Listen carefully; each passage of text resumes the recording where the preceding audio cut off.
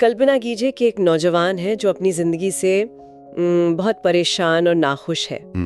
उसे यकीन है कि उसके अतीत में जो कुछ भी हुआ, उसका पास्ट, वही आज उसकी सारी मुसीबतों की जड़ है। अच्छा। और वो एक तरह से गुस्से और शक से भरा हुआ एक फिलोसोफर के पास जाता है, एक ऐसा दार्शनिक जो ये मानता है कि दुनिया बहुत सिंपल है और कोई भी इंसान किसी भी पल खुश हो सकता है। ये तो बिल्कुल ऑपोजिट बातें हो गई। बिल्कुल। और आज हम इसी कमाल की, मतलब दिमाग हिला देने वाली बातचीत की गहराई में उतरने वाले हैं। हाँ, और ये सिर्फ एक बहस नहीं है, ये तो क्या कहते हैं, नजरिए को पूरी तरह से बदल देने वाला एक सफर है। हाँ। ये कहानी हमें सिखाती है कि हम अक्सर गलत सवाल पूछते हैं।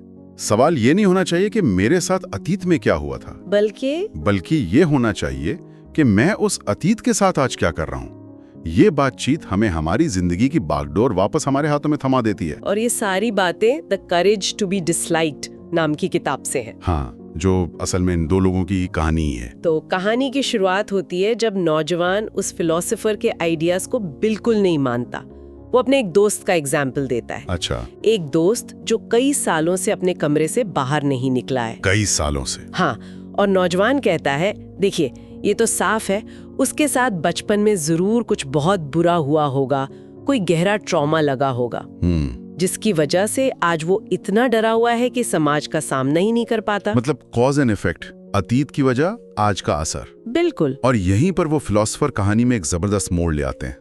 वो कहते हैं कि ये जो वजह ढूंढने वाली सोच है, जिसे फ्रॉइडियन साइकोलॉजी में एटियोलॉजी कहते हैं, हाँ। ये हमें अतीत का कैदी बना देती है। कैदी बना देती है। हाँ, वो कहते हैं कि इसके बजाय एडलर की साइकोलॉजी टीलियोलॉजी पर ध्यान देती है। टीलियोलॉजी? हाँ, मतलब मकसद ढूंढने वाली सोच पर। फिलोसोफर नौजवान से पूछते हैं, क्या हो अगर तुम्हारे दोस्त ने कमरे में बंद रहना चुना हो? हाँ, किसी मकसद को पूरा करने के लिए। एक मिनट, कोई इंसान जानबूझकर सालों तक एक कमरे में बंद रहना क्यों चुनेगा?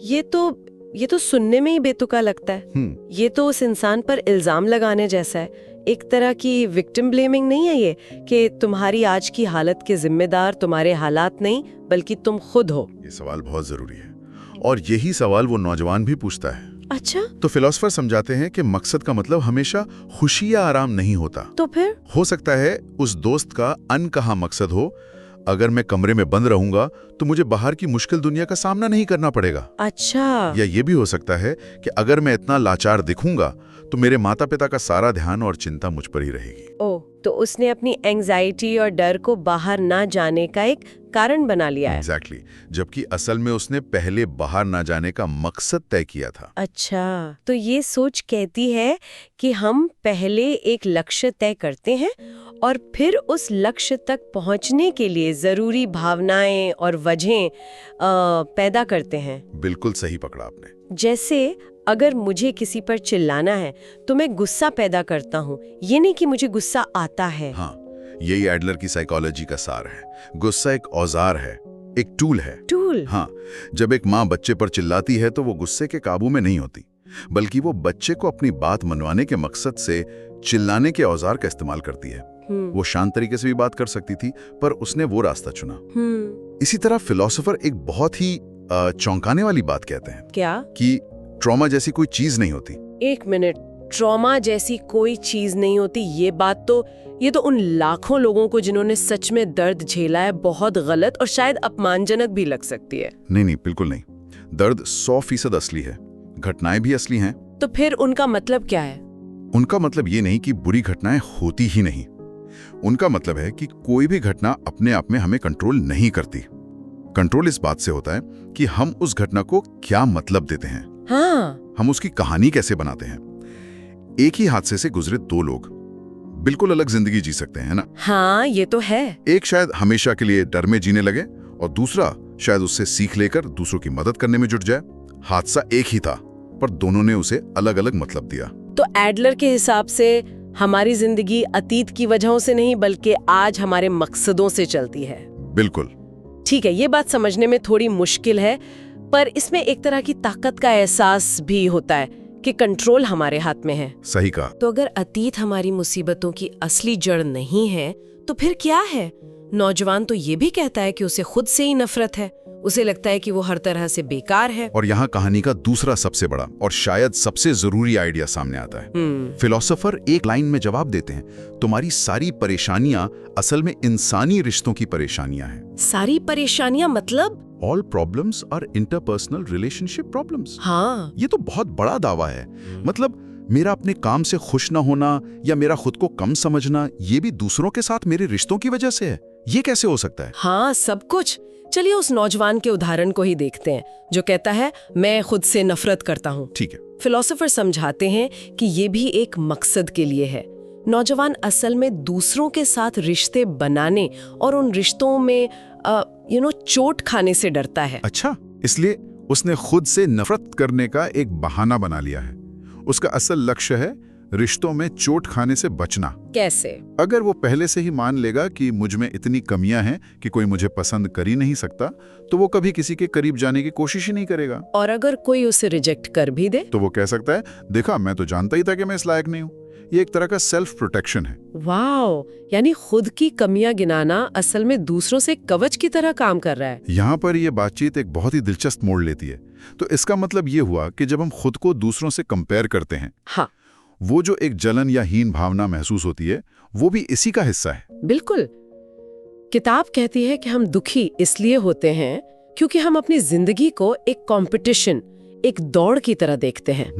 हम हर किसी को अपने कॉम्पिटिटर या दुश्मन की तरह देखते हैं। बिल्कुल। और जब हम इस नजरिए से जीते हैं तो हम कभी खुश नहीं रह सकते। क्यों? क्योंकि दुनिया में हमेशा कोई ना कोई हमसे आगे होगा, हमसे बेहतर होगा। हम या तो इंफीरियोरिटी कॉम्प्लेक्स में जिएंगे या फिर सुपीरियोरिटी कॉम्प्लेक्स यानी घमंड में। और असली बदलाव तब आता है जब हम इस दौड़ से बाहर निकल जाते हैं। सही कहा। असली बदलाव तब आता है जब हम दूसरों को दुश्मन नहीं बल्कि कॉमरेड यानी साथी की तरह देखना शुरू करते हैं। साथी की तरह?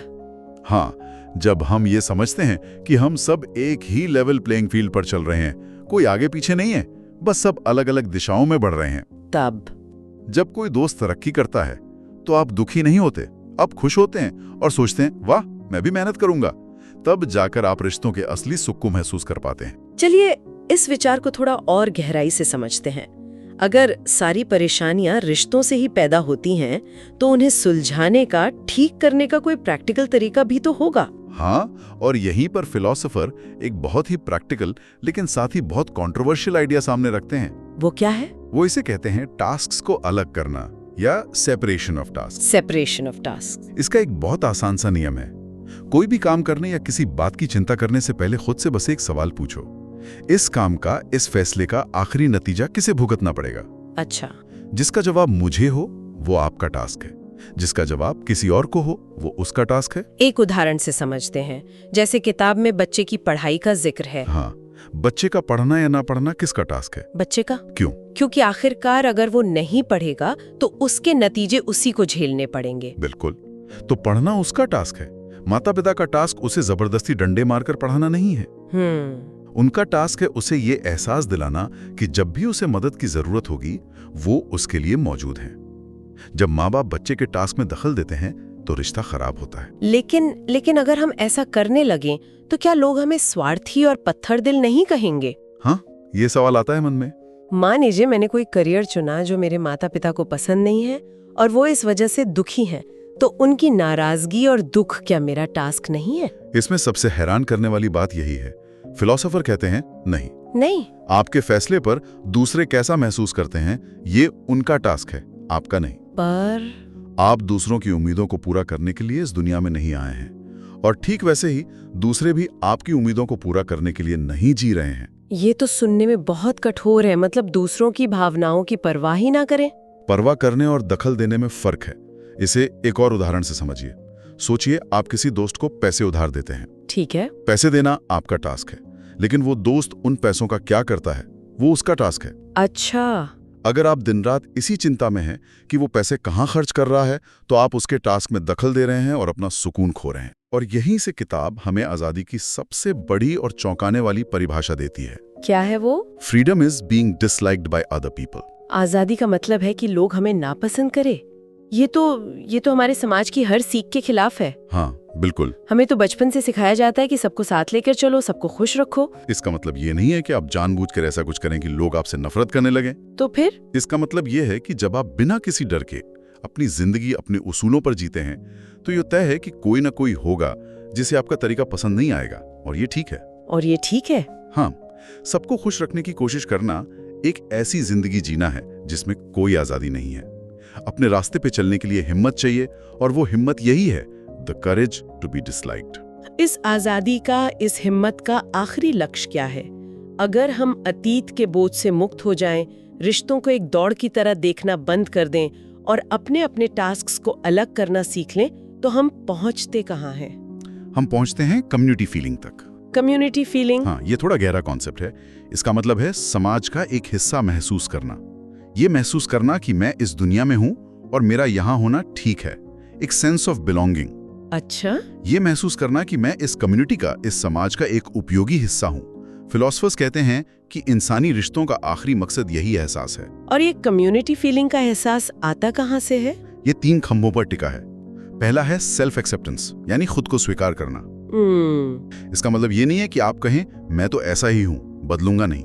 इसका मतलब है अपनी असलियत को स्वीकार करना। अगर आप 100 में से 60 नंबर लाते हैं, तो ये मत कहिए कि काश मैं 100 लाता, बल्कि ये सोचे कि 60 का मैं सबसे अच्छा इस्तेमाल कैसे कर सकता हूं। अपनी कमियों को कोसने के बजाय अपनी ताकत पर ध्यान देना। यानी खुद को बेहतर बनाने की उस अंतहीन दौड़ में शामिल होने के बजाय पहले ये मानना कि हम जैसे हैं अभी के लिए काफी हैं। बिल्कुल। ये तो आजकल की सेल्फ इम्प्रूवमेंट और हसल कल्चर के बिल्कुल खिलाफ जाता है। हाँ, बिल्कुल। दूसरा खंबा है कॉन्फिडेंस इन अदर्स, यानी दूसरों पर भरोसा करना। और ये भरोसा बिना किसी शर्त के होना चाहिए। बिना शर्त के? हाँ, ये सोचे बिना कि कहीं वो मुझे धोखा तो नहीं देगा, क्योंकि भरोसा करना आपका टास्क है। सामने वाला उस भरोसे का क्या करता है, वो उसका टास्क है। और तीसरा खंबा? और तीसरा और सबसे जरूरी है कॉन्ट्रीब्यूशन टू अदर्स, यानी दूसरों के लिए योगदान देना। ये महसूस करना कि मैं किसी के काम आ रहा हूं। किताब के मुताबिक खुशी की असली परिभाषा यही है, happiness is the feeling of contribution. योगदान देना। हाँ, और ये योगदान बहुत बड़ा होना जरूरी नहीं है। सड़क साफ करना या किसी को रास्ता बताना भी एक योगदान है। जब आपको महसूस होता है कि आप उपयोगी हैं, तब आपको अपनी असली कीमत का एहसास होता है। तो इन सब बातों का हमारी रोजमर्रा की जिंदगी के लिए क्या मतलब निकलता है? क्या हमें भविष्य के लिए बड़े बड़े लक्ष्य बनाने चाहिए, जैसे प्रमोशन पाना या घर खरीदना? और यहीं पर किताब का सबसे गहरा और शायद सबसे खूबसूरत आइडिया आता है। अच्छा? फिलोसोफर कहते हैं जिंदगी एक सीधी रेखा नहीं है जो किसी मंजिल तक जाती है। अगर जिंदगी एक सफर होती जिसका लक्ष्य पहाड़ की चोटी पर पहुंचना है, तो जब तक आप चोटी पर नहीं पहुंचते, आपकी सारी जिंदगी बस एक तैयारी है, अधूरी है। और अगर आप कभी पहुंच ही ना पाए तो क्या आपकी पूरी जिंदगी बेकार हो गई? एग्जैक्टली, नहीं होनी चाहिए ना। नहीं, बिल्कुल नहीं। इसलिए फिलोसोफर कहते हैं जिंदगी एक रेखा नहीं, बल्कि छोटे छोटे पलों, छोटे छोटे डॉट्स की एक श्रृंखला है। Life is a series of moments. हाँ, हमें बस अभी और यहीं, यानी हियर एंड नाउ में पूरी तरह से जीना है, पूरी शिद्दत से। हाँ, उन्होंने डांस का बहुत सुंदर उदाहरण दिया है। जब कोई डांस करता है तो इसका मकसद कहीं पहुंचना नहीं होता, डांस करना अपने आप में ही मकसद होता है। हर एक स्टेप, हर एक मूव अपने आप में पूरा है। बिल्कुल। जिंदगी भी ऐसी है, हर पल को ऐसे जियो जैसे डांस कर रहे हो। जो लोग हमेशा भविष्य के लक्ष्यों के लिए जीते हैं, वो अपनी आज की जिंदगी को बस कल की तैयारी समझकर टाल रहे हैं। वो कभी डांस करते ही नहीं। बिल्कुल। तो आखिर में वो नौजवान जब कई रातों तक चली इस बहस के बाद फिलोसोफर के घर से बाहर निकलता है, तो उसकी दुनिया बदल चुकी होती है। उसे समझ आता है कि दुनिया उलझी हुई नहीं थी, हमने उसे अपने विचारों से उलझा दिया था। जिंदगी असल में बहुत सिंपल है। हाँ, वो उस अंधेरी रात से निकलता है, चांदनी में आता है और एक नई शुरुआत के लिए तैयार होता है। और किताब हमें एक आखिरी बहुत शक्तिशाली विचार के साथ छोड़ जाती है। और वो क्या है? फिलोसोफर कहते हैं अगर मैं बदलता हूं तो दुनिया बदल जाती है। इसका मतलब ये नहीं कि आपके बदलने से दुनिया में जादू हो जाए। नहीं, इसका मतलब है कि दुनिया को देखने का, उसे अनुभव करने का आपका चश्मा, आपका नजरिया पूरी तरह बदल जाएगा। जो दुनिया कल तक खतरनाक और मुश्किल लग रही थी, वही दुनिया आज मौकों से भरी और सरल लगने लगेगी। तो सवाल ये नहीं है कि दुनिया कब बदलेगी या दूसरे लोग कब बदलेंगे। सवाल सिर्फ एक है, क्या हमारे अंदर खुद को बदलने की हिम्मत है? क्या हम वो पहला कदम उठाने के लिए तैयार हैं?